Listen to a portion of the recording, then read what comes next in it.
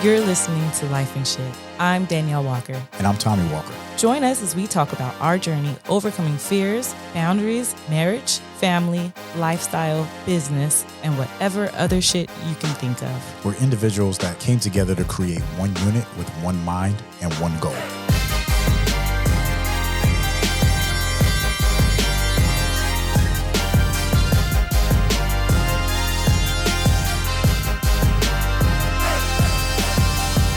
Hey, baby. What's up, girl? How you doing? Outstanding. Got a question for you. Okay. Is the old saying hire slow and fire fast still relevant? I say yes and no. It depends on the position, right? There was a time where I had to hire an office manager, and I knew after the first day of training it was not going to work. So instead of dragging it out, it was like, okay, let it go quick. Yeah. Right?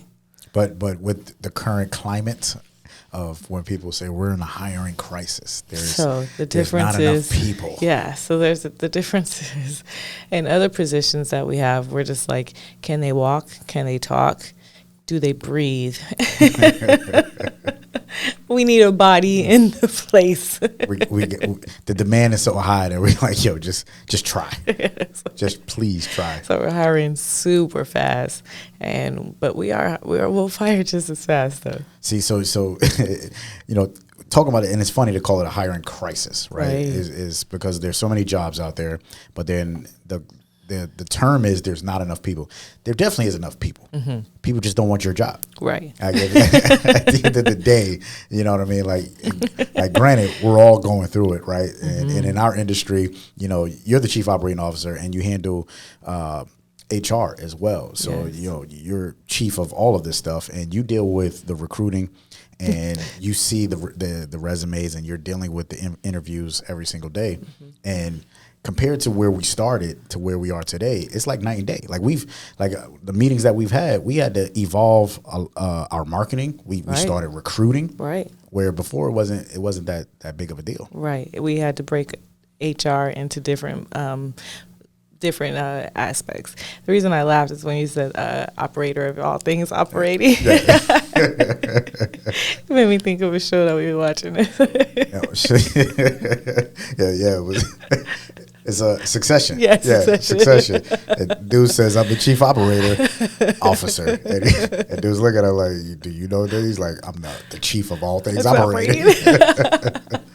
Oh, man. But yeah, so yes, we had to think of different ways to reach out to candidates. Facebook, social media, LinkedIn, QR codes, flyers, reaching out to schools. I mean, everything, chambers, everything you can think of, we utilize. Okay, like what can we do? Even like flyers, let's like throw a bunch of flyers like where, but I mean, it's like fishing in a pond where there's like 1,000 fish and no one's biting though. And it's like, is no one hungry? That's a good analogy because I think of like SpongeBob days and when the hook drops with the bait and the fish looks at it like, I'm not dumb. I'm not going to go for that, But I'm not going to lie. Like, I look at everything as give and take and opportunity. And I feel like this current climate that we're in gave us an opportunity to be more strategic. Definitely. And really just look at how we were doing business because we can only talk about how we're doing business. There's, everybody has their thing. And it's one thing about us is we never speculate or talk about anything that we've never been through. Right. Like everything that we talk about is stuff that we actually gone through or or are actually going through today. So or things that happen to us. We're like, wait, what's going on? Exactly. Right. Like the Great Resignation. Yeah. Right. We were in the middle of it. We're trying to figure out like, what is this? Why is everybody quitting? Yeah. What's going on? And it's hard. Like if you ever got broken up with, like if you ever been with somebody that you really was digging on and they broke up with you, they was like, well, it's not you, it's me. Like that's what everybody told us, right? They was like, well, no, you guys are great. You're great bosses. it's me. Right. I'm like, what the fuck does that mean? Right. And if you look up what the Great Resignation was, it's an informal name for the widespread of a bunch of workers that basically quit during COVID or after COVID-19, right? And it's like, well, why? And exactly like you said, they gave us it's not you, it's me. And that's true, because we did have people who worked all the way through the whole time, the hard time of right? COVID, The hard time. So that's the ups and the downs. But there were people who were dissatisfied with their working conditions. Mm-hmm. So it was a chance for them to be like, man, fuck this, fuck you, I'm out of here. You know, I've stuck with this for as long as I can, and now it's time to go to the next level because there's new opportunities, Very right? true. They said like 4.3 million people actually just voluntarily quit. You know, you hear stories all the time. There was a Wendy's with 17 people walked away. In our own business, every week somebody was resigning. Mm-hmm. So it was like one person, literally like one person a week. That's true. You know what I mean? And it was during the spring and the summer. Yeah. And where it was just rash. It was like, oh my, like we couldn't keep up with onboarding as we were losing people. Now it's not so much. No. But again, it helped us to look at like, all right, well, what is it? How can we put ourselves above the rest? How can we stand out as being a good employer? Because you don't know that we're good until you come work for us. Correct. So there's this like changing of power, exactly. I like to say.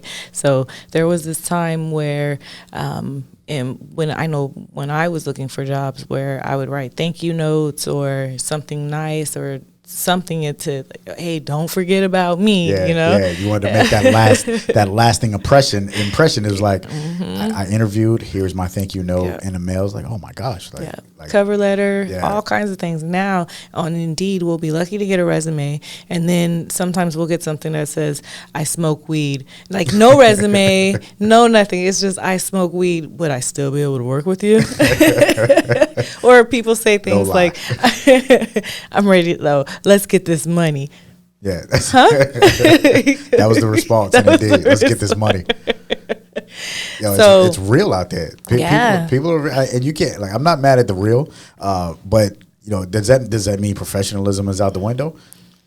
No, because you still have to have a bit of a standard, right? So you still say, no, this is not correct, or, you know, and then it's this younger breed that's coming up, and maybe they don't know, and maybe they're changing the standard, right? Maybe they're changing what's supposed to be or what's not supposed to be, the proper way, and the, you know, who's to say it's proper anymore, I guess.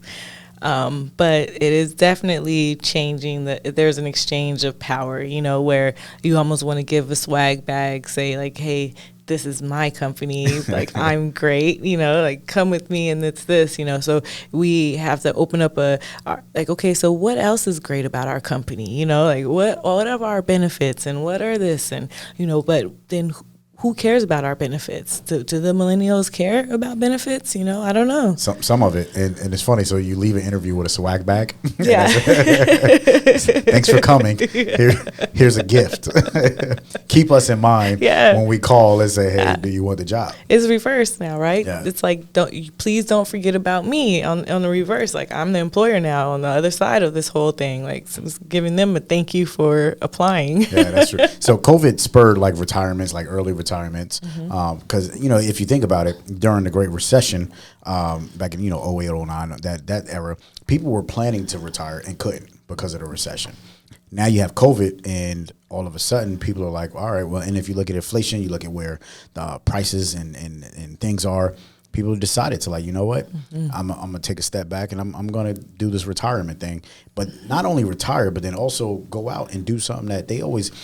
It's never too late to go out and do something that you always had a desire doing. And that's one thing that we've seen is this new gig economy is, you know, you have access to the internet and you have access to people that are outside of your circle. Mm-hmm. So therefore, whatever you're thinking about could potentially win. You should go for it. Yeah, definitely. So what happened is that people had to kind of reassess their lives and even had lifestyle changes because of what happened. So they're like, okay, I had to change. So I either had to cut this down or I cut that out, or they saw that they didn't even need some of the stuff that they were doing or some of the places that they were going because they couldn't even go those places anymore, right?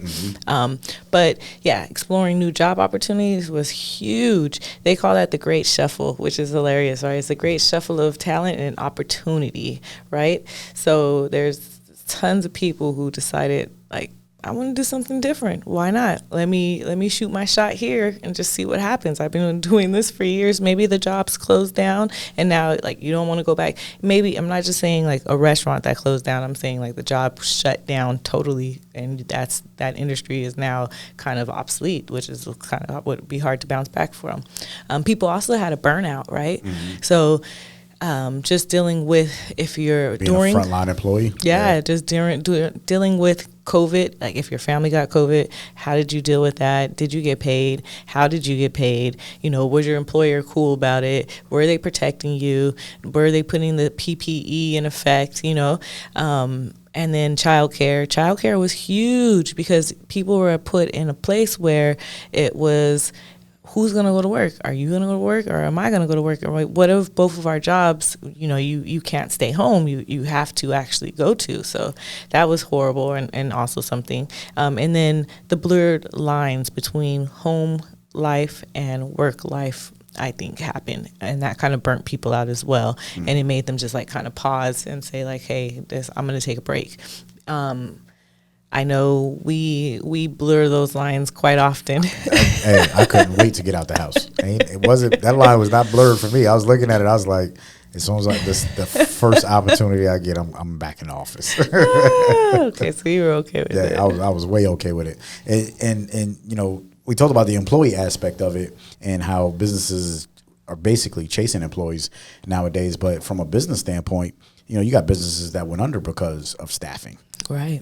Business, like we literally watch a pizza shop every day when we around the corner from my office that is till this day is still not open. Right. Because of staffing issues. Yep. And I think a lot of that just kind of goes back to how employers run their business. I've always come from a mentality of, we could all eat together. There's enough crumbs that we could all eat. I don't need to be the employer that has the whole pie and you get what falls off the table. It's like, right. If there's a whole pie, all we need is a couple of slices to make sure the business still runs. And then, you know what? You can also have a piece of the pie. You know what I mean? And that's one of the things that we looked at because we gave, in 2 years, we've given 4 different pay raises. Correct. 4 different pay raises in 2 years. And that's because the business expanded. So we had new positions. And when those new positions came in, it was like, oh, all right. The evolution of these positions just continue to evolve. And it was like, all right, pay raise. How can we beat out everybody else that's out there paying what we're paying? To make ourselves more attractive is what we had to do. Yeah, just and to keep up with the demand because we had more work than we had people to do it. And turning down work was like a stab in my heart. I was like, I don't want to let people down. They're asking for help. Right. It's like when you have somebody asking for help and you call me for that help, I'm like, well, I'd love to, but I can't because I don't have the team to give you the quality that you deserve. Right. And that was huge for us. And we turned that around. And we're still looking at it every single week, every single month. We're like, all right, is there anything else that we can do? And if there is, by all means, we're going to do it, to make sure that our people are always taken care of first. Right. People is always the number one for us. I came from a corporation that thought about their people. It was great. I implemented that and you run with it, you know what I mean? And I appreciate the culture that we have. Most definitely. One of the things that we hear now, before, if you think about the news, what was the biggest thing? Unemployment rate. It was like unemployment rate is sky high, 10, 15, actually 15 years ago, 16 years ago, unemployment rate was sky high. And then Obama came in and then it dropped down. And then after that, Trump comes in and, it goes even lower. And now, then COVID, and that was still during Trump's time, it doubled. And now you don't even hear about unemployment rate. I remember every single month, it was all about the jobless claims that came in. And you watch the stock market, like all of these things kind of work together. And now all you hear is there's not enough people. There's not enough people. It's like that even sounds derogatory. Like there's not enough people. It's the same people. Like they're still out. 4.3 million of them quit. But they're doing something different. It's doing something totally different. They're doing something different, and their unemployment is not out, but there's not as much of it being given out. So that's the thing as well, right? So people are like, and you can only be on it for so long before they cut you off. So they cut them off, and then that's the way it is. So it's back to regular degler for the rest of the unemployment claim people. Very true. And unemployment is not where it was, right? It's not where it was during COVID, so it's back down to single digits. That's what I'm saying. Yeah. So it, I mean, and it's looking decent. It's not to the all-time lows, but it's looking pretty decent. So that tells you, like, oh, you're saying the percentage of people? Yeah, the percentage of people. Yeah. So if the percentages are starting to get back to what the economy thinks is okay. That means people are doing okay. Like, even if there's still a staffing issue, that means people are out there, their hustles are working. True. And if you're an employer and you understand what the hustle is like, you can't be mad at people out there trying to do their thing. Yeah. Like I respect, like, we go down to the beach. I see more vendors on the beach now than I've ever seen before. Right. People selling hats, people selling bags, people, right. Everybody's hustling something. It wasn't allowed before, but now it is. So. Very true. And that's the other thing is the rules that have changed. Like, even if you had a catering company, you couldn't cook inside your own house. And True. now, you have permits that you could actually do that now. So now you have more people working from being able to do that from home. Right. I think it's pretty dope. I think it rattled the cages. And instead of calling it a crisis, because, we call it as a crisis because, we need people. Yeah, people are being hiring affected. and nobody's applying. A crisis is not because you can't fill a 9-to-5 job. A crisis happens when you least expect it, right? Again, it goes back to what I said. The people are out there; they just don't want your position. Yeah. And for us, the same way. If you ask me how my day is going, I'm like, well, if I had 15 more people, it'd be better. Right. But But in all honesty, too, a lot of people are also worried about this Delta variant, right? Whatever. So it's a lot of fear. So people are staying home. They're working remotely, or they're looking for jobs where they can only work remotely, right? And then people are staying away from healthcare type jobs because they don't want to. They've seen the reality that these healthcare workers are really the heroes. They're superheroes that are standing before a virus that could kill you, and they're saying, I don't want any part of that. I don't want to do it. So they're retiring, and so there's a huge need for all these different positions, but people are just kind of wising up and doing other things. Yeah, don't forget our heroes, our drivers, our team. That's delivery heroes. Yes, 7 days a week. Shout out. So one thing I feel is people should always, as an employer, always keep people at the forefront. Like at the end of the day, people are very important, and now we're going through a pandemic for employers to think about. Even you have big companies like Amazon that's giving tuition assistance, like free tuition, or, I know FedEx used to do that all the time. Like, when I was working for a corporation, they gave free, they didn't give free tuition. They gave you tuition based off of if whatever it is you was going to school for would help towards the business. Right. So they spent it just a little bit, right? And then you had to work 2 years with them. Yeah, once then you have to commit and all that stuff. Yeah, so things like that should always have been in the forefront of an employer's mindset. I think now, like you said, what people are looking for, the opportunity to work remote. And if you can work from home and be a productive human being from home, then by all means, go for that. And there's positions out there that cater to that. Yeah, definitely. And as employers now, we're looking at things a lot differently. Like, how do we hire the right people? How do we retain those people? What does this retention look like? But also we still want good employees. We don't want them to get hired just because you have to be safe and you have to be smart and you have to be able to think on your feet. So I say hiring the right people takes time. You have to ask the right questions, and you have to have a healthy dose of curiosity, especially when you're hiring someone that's going to work close with you. What does that mean? Have a healthy dose of curiosity as an employer? Be very curious about that person and their habits, their styles, their ways, the habits. Did I say that the way they work? Habits is huge. So that actually brings up a good point. So like even your interviewing process, like so changing your interview process, Yes. like there was always a standard. You have your interview process is always. I ain't gonna lie, I hate interviews. Like I don't like doing them. I never like being a part of them. But I've been in so many interviews. And I've never even had that many jobs, but within corporations, I've had interviews. That's true. And the interviews were never about me or how I could fill that role. You know what I mean? True. It was always me having to razzle dazzle you or giving you this show of how I could prove myself. But it wasn't really geared towards like a normal conversation. Right. It was a generic set of questions that's set for everybody to say. And I had to kind of put myself in that genericism, like genericism, as if that's a word, right. that genericness. Right. And they teach you that. They teach you in school exactly how to interview. So it's like, okay, this is what you do. So Yeah. And like our team, I sit on a few interviews and I watch and I listen to them and I was like, all right, let's not, and they read right from the questions that we have. And I'm like, right from the back, when you interview with us, if it was Danielle or myself, it was a conversation. Like we didn't make it seem like we were reading right from these questions. Yeah, and we like to tell them like from the top, this isn't like a regular interview.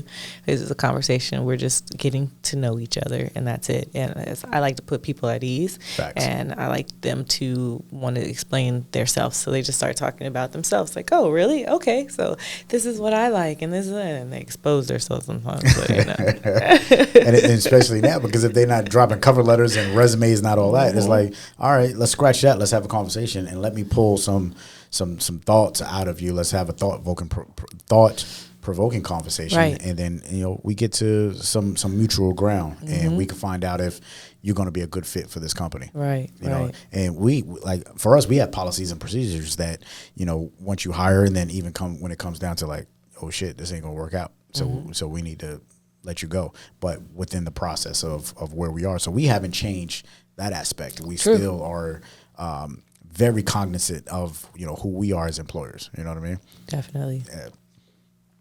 My final thought on this is change how you recruit in the interviewing process. I like it. Like if you're if legitimately if it's a hiring crisis for you, change, right? Because everything doesn't have to be how it was 100 years ago. If you're a company that's been around for 40, 50, 100 years, fucking change. Right. Like we've been around.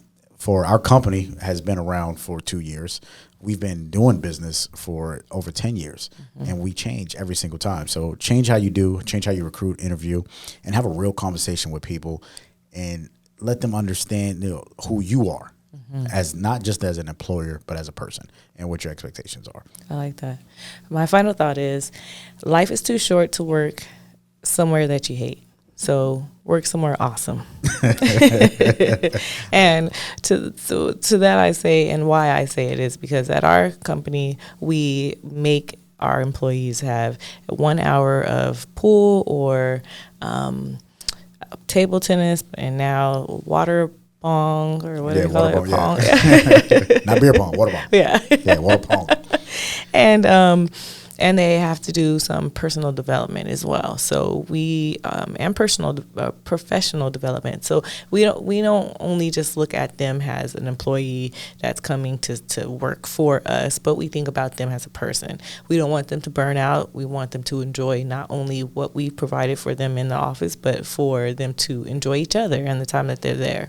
1,000%. Yeah, you go hard with the team building events, and you do a great job at planning all the parties and things like that. And yes, we do have that mandate. Like you have 1 hour per week of just having fun, and it's paid. Like it ain't like take a break. No, 1 hour paid, have fun. And we'd love to get to a level of like Google where you could take vacations whatever you want. Right. Or we all like go out together. Like, all right, y'all, we're gonna meet in Cabo for the week and work.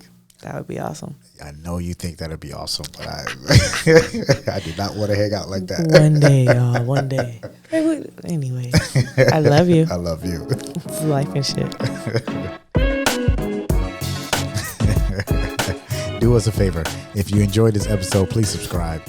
Leave a review. Let us know what your thoughts are. That's the only way that this show is going to be successful. And we appreciate you. Talk with you next time.